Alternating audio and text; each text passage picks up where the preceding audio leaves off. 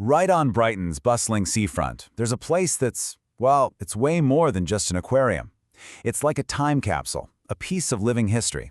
It's a Victorian wonder that's been changing and growing for over 150 years. So today, let's dive into the story of Sea Life Brighton. You know, for generations, this has been the place, a real window into the wonders of the ocean. It sparked so much curiosity in kids and adults alike. It's this incredible connection to a world that, let's be honest, most of us will never get to see up close.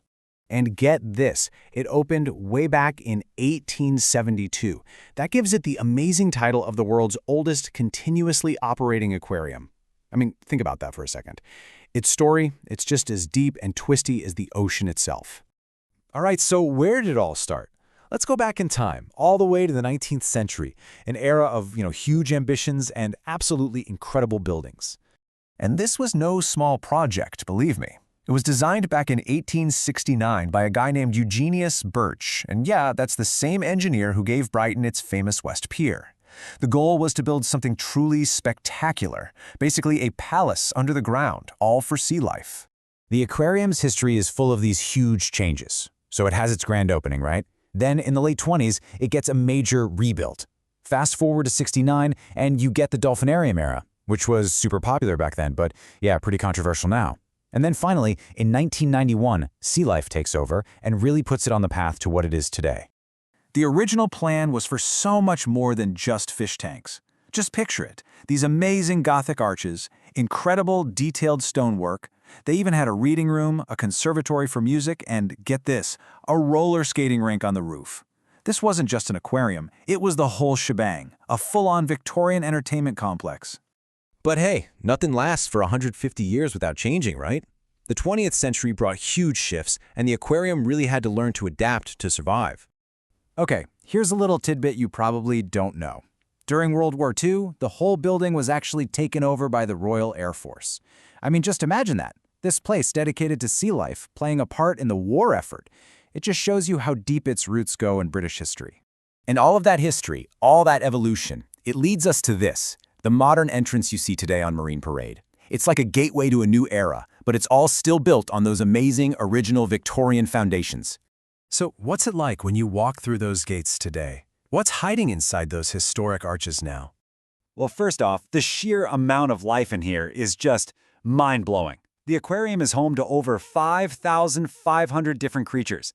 That is a huge collection of marine life all in one place. And the animals themselves are just spectacular.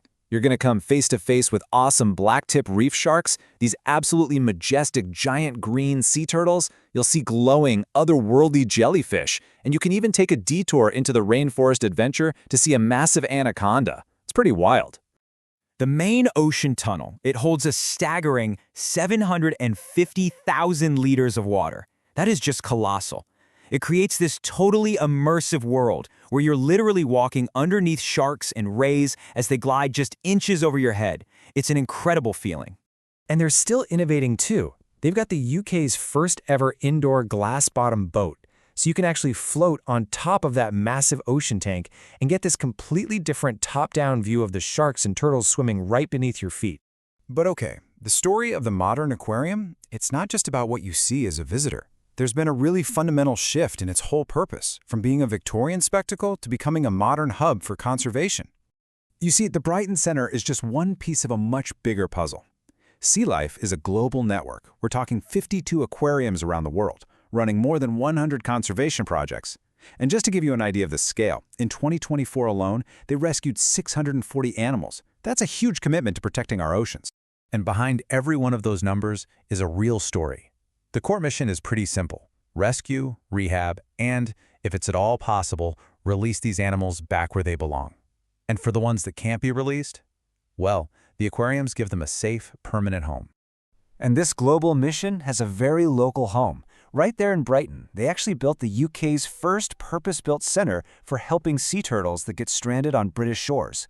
It's all about giving these incredible creatures a real fighting chance. But this focus on animal welfare brings us to a really complicated and pretty heated debate, and it all revolves around the aquarium's most famous and oldest residents.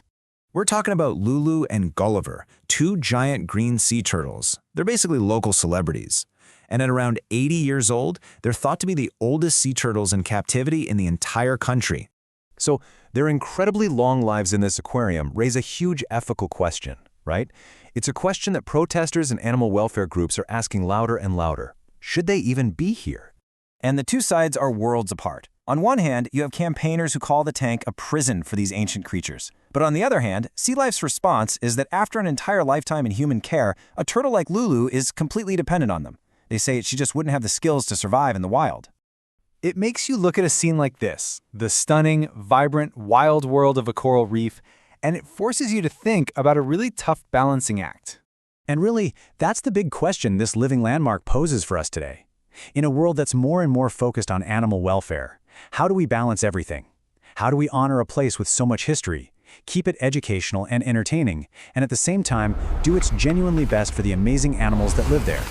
There's definitely no easy answer,